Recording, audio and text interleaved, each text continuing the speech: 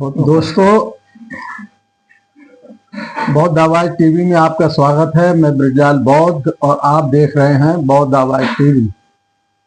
अभी हमने एक वीडियो भी आपके साथ शाम डाली थी, किस प्रकार से ये बहुजन समाज के लोग जो कि नए नए बौद्ध बने हैं उनके लिए किस प्रकार से बहकाया जा रहा है।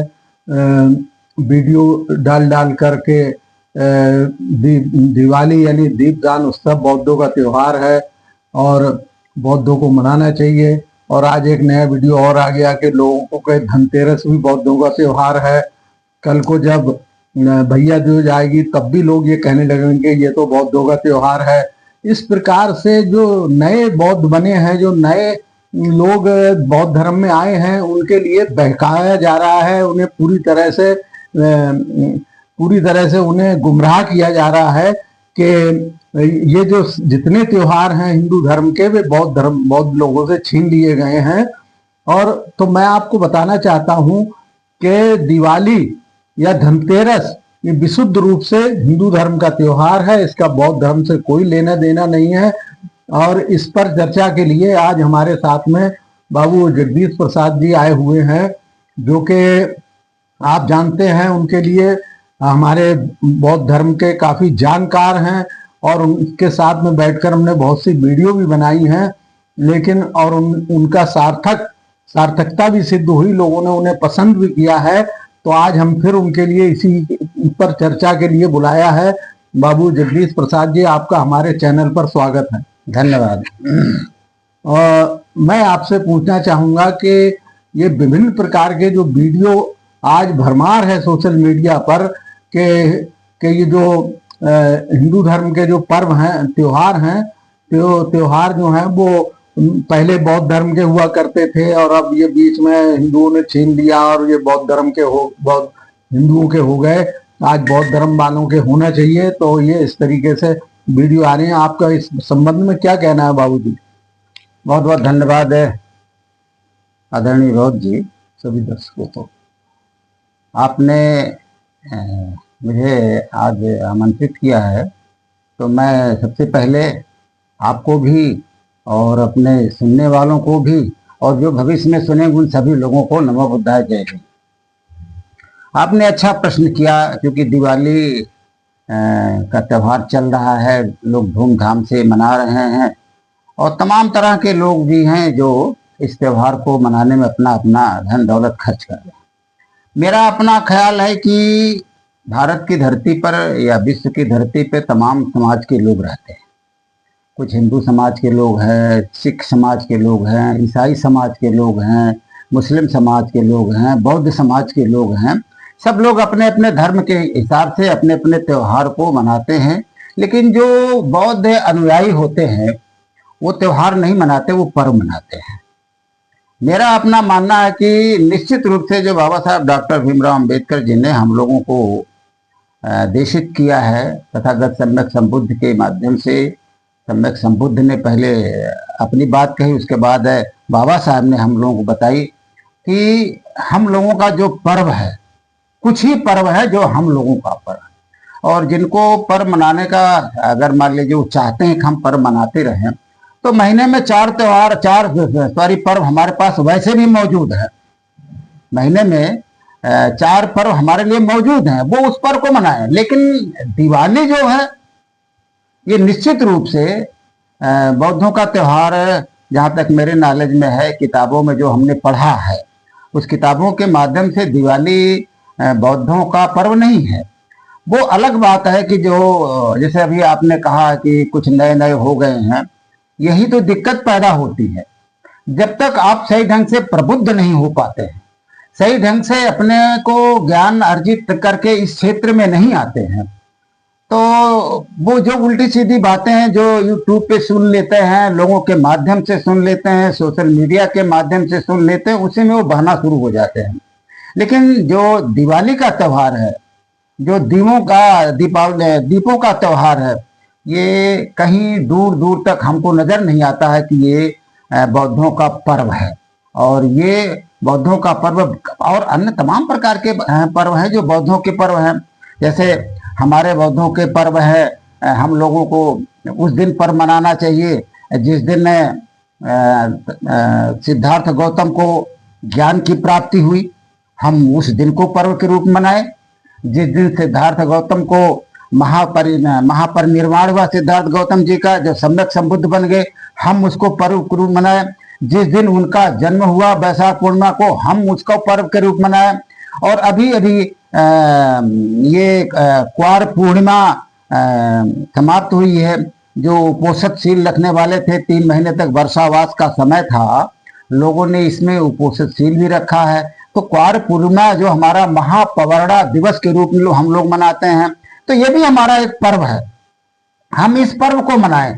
हम दूसरे के पर्व को जबरदस्ती अपने साथ खींच करके ले आए कि ये हमारा है, हम उनमें घुलना मिलना चाहें, तो पर्व के रूप में हमें घुलना मिलना ठीक नहीं लगा। अपनी अलग पहचान आपको बनाए रखना पड़ेगा। आप बौद्ध हैं तो बौद्ध के तरीके से आप अपना पर्व मनाएं। जो हिंदू समाज के लोग हैं वो त्योहार को मनाएं। मैं इसके बीच में ये कहना चाह रहा था, जैसे मान लीजिए एक घर हिंदू का है हमारे पड़ोस में और एक बौद्ध का है, और दोनों के यहाँ लाइटिंग की व्यवस्था है, तो किस प्रकार से अगर ये लोग मनाए भी, अगर मान लीजिए दीपदान उत्सव, तो किस प्रकार से ये पहचान होगी कि ये बौद्ध है, ये हिंदू है? हाँ, ये आपने बढ़िया किया कि मान लीजिए दो तरफ में अदर समाज के लोग रहते हैं जो दिवाली को मनाते हैं, और बीच में कोई एक बौद्ध समाज का रहता है जो दिवाली को नहीं मनाता। ये आपने बहुत अच्छा प्रश्न किया। तो वो किस तरह से अपनी जीवन शैली बनाए रखे, क्या वो उस पर्व में शामिल हो? मेरा अपना मानना है और जी कि भाईचारे के कारण हम उसके परिवार में जाकर के हंसी खुशी से उसके पर्व, उसके त्योहार में शामिल हों, लेकिन अपने घर पर उस त्योहार को ना मनाए। क्योंकि हम त्योहार नहीं मनाते, त्योहार का अर्थ होता तुम्हारी हार। जितने जहां जहां पर यहाँ पर इस देश के मूल निवासियों की हार हुई है, उसको उन लोगों ने त्योहार बना दिया। तो हमें मनाने की जरूरत नहीं है, हमें अपने घर में मनाने की जरूरत नहीं है। हम उनके साथ हंसी खुशी से एक सौहार्दपूर्ण वातावरण में कोई गतिरोध ना पैदा करके, हम इधर भी अपने दाहिने तरफ वाले पड़ोसी के यहाँ, अपने बाएं तरफ वाले पड़ोसी के यहाँ, सामने वाले पड़ोसी से सौजन अपना सामंजस्य बना करके हमें उसके साथ रहना चाहिए। अगर हम भी उसी तरह से मनाना शुरू कर दें, दीपक दान करना शुरू कर दें, तो हमारी पहचान तो खत्म हो जाएगी। तो हमें अपनी पहचान बनाए रखते हुए हम उनके घर में जा करके उनके त्योहार में शामिल हो करके और अपनी सहभागिता निभाएं, हंसी खुशी के साथ रहें, जिससे उनको ऐसा ना लगे। लेकिन उसके साथ हमें ये भी उम्मीद करना चाहिए कि जब हमारा पर्व आए तो हमारे भी पर्व पर उनको आकर के हमारे साथ उसी तरह से मिलजुल कर हंसी खुशी से रहना चाहिए। ये मेरा अपना मानना है। इसमें जैसे कि बहुत से लोग कहते हैं कि नहीं, हमें बाबा साहब के फोटो और भगवान बुद्ध का फोटो रख के और उसके सामने उसी दिन यानी दिवाली के दिन उसकी हमें पूजा करनी चाहिए। और हम लोग मतलब जो है कि दूसरे जैसे आतिशबाजी नहीं करेंगे, जुआ नहीं खेलेंगे। तो मैं ये पूछना चाह रहा था कि अगर मान लीजिए हमारा पड़ोसी हिंदू है और उसके यहाँ पटाखे छूट रहे हैं, और उसके यहाँ लोग, क्योंकि ये भी कहा गया हिंदू धर्म में कि जो जुआ नहीं खेलता है उसको सचुंदर का जन्म मिलता है। तो इस तरीके से अगर हमारे बच्चे उन चीजों को देख रहे हैं, तो क्या आने वाले समय में वो काम वो लोग नहीं करेंगे क्या? देखिए बौद्ध जी, आपने ये जो बात पूछी है कि मान लीजिए हमारे पड़ोस में रहने वाला व्यक्ति, या हम स्वयं में ये कहें कि हम बाबा साहब का फोटो रख लें, बुद्ध का फोटो रख लें, और उसके सामने हम उस प्रतिज्ञा को दोहराएं, त्रिशरण को दोहराएं, पंचशील को दोहराएं कि हम आज से ये काम नहीं कर। ये काम तो हम तो रोज करते हैं। हमको ये काम तो रोज करते हैं और हमें रोज करना चाहिए। और ना भी कर पाते हैं तो भी हमें पंचशील को धारण करते रहना चाहिए। क्योंकि हम जब पंचशील के सामने पंचशील का पाठ करते हैं बाबा साहब के सामने, बुद्ध के सामने, तो हम प्रतिज्ञा नहीं लेते, हम संकल्प नहीं लेते, बल्कि हम एक तरह से अभ्यास करते हैं कि हमसे भूल चूक में कहीं ऐसी कोई गलती ना होने पाए। भविष्य में हमें शील को ही धारण किए रखना चाहिए। तो हम तो रोज इस बात को अभ्यास करने का प्रयास करते हैं, या आप ये कह लीजिए कि एक तरह से जैसे प्रतिज्ञा संकल्प मान लीजिए, आप तो देख ले कि हम संकल्प लेते हैं कि हम शराब नहीं पिएंगे। अरे भाई ये तो हम रोज करते हैं, तो क्या हम रोज छोड़ दें, उसी दिन करें तभी ऐसा हो पाएगा? ऐसा नहीं। मेरा अपना मानना है कि हम रोज इस तरह से अभ्यास करते हैं या संकल्प लेते हैं या प्रतिज्ञा लेते हैं कि हमें शील का पालन करना चाहिए। तो शील का पालन करने के लिए हमें कोई दीपावली का त्योहार नहीं देखना चाहिए। ये सही कहा आपने। ऐसा है जैसे कि मान लीजिए बहुत सी चीजें हैं, हाँ। लोग कहते हैं नहीं हमें मनाना जरूर चाहिए, तो उसमें यह है कि जैसे आप शराबी के पास बैठेंगे तो शराब पीने की लत पड़ जाएगी, चाहे कितना ही आप रोकें अपने। बिल्कुल राइट। और अगर आप जुआरी के पास बैठेंगे तो जुआ खेलने की लत भी लगना बहुत जरूरी है। और हम इसी प्रकार से जिस तरह के गंदे आचरण वाले व्यक्ति के पास बैठेंगे तो उस तरह की लतें लगना बहुत जरूरी है।